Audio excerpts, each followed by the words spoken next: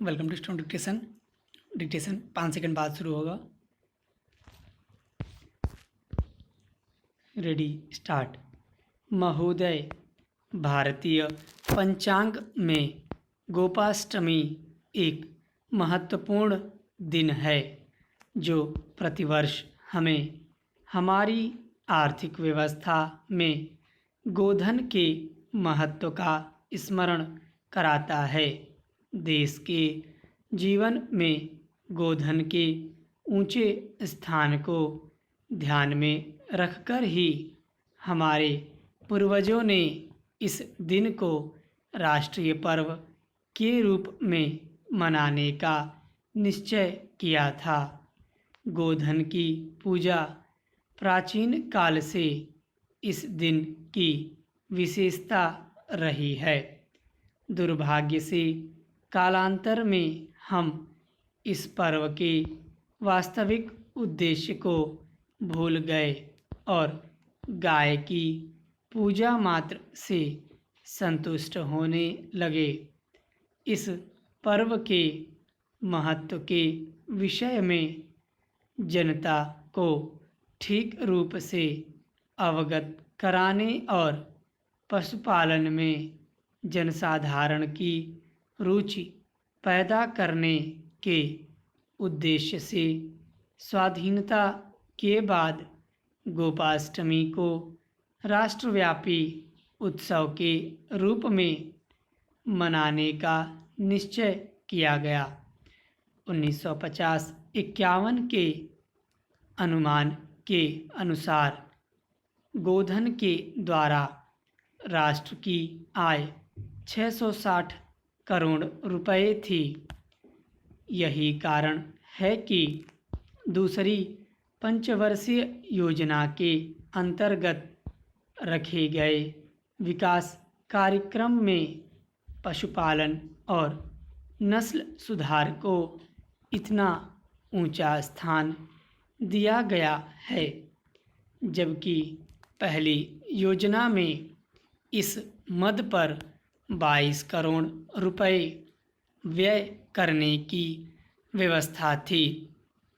दूसरी योजना में पशुपालन और दुग्धशाला आदि के लिए 56 करोड़ रुपए की राशि निर्धारित की गई है।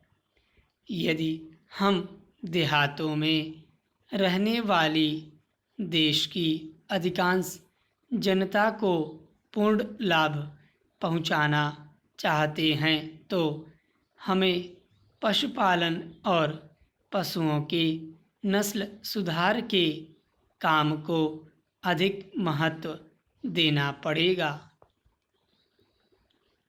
साधारणतया हमारे देश में गाय को आदर की दृष्टि से देखा जाता है, किंतु इस आदर का आधार धार्मिक भावना है।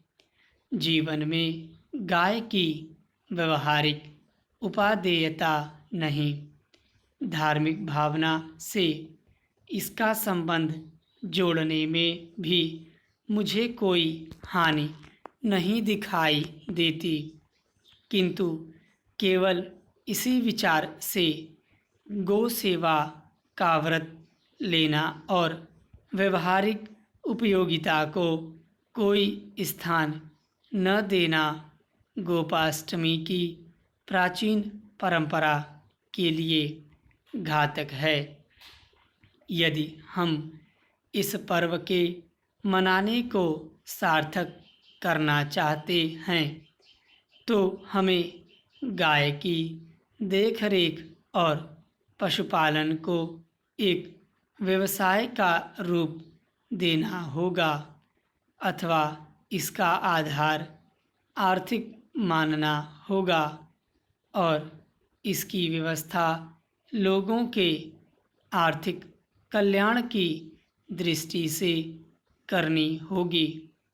भावुकता में बुद्धि का पुट मिलाने से हम गोपाष्टमी पर्व की सार्थकता में ही वृद्धि नहीं करेंगे, बल्कि अपनी धार्मिक भावना की भी अधिक रक्षा करेंगे।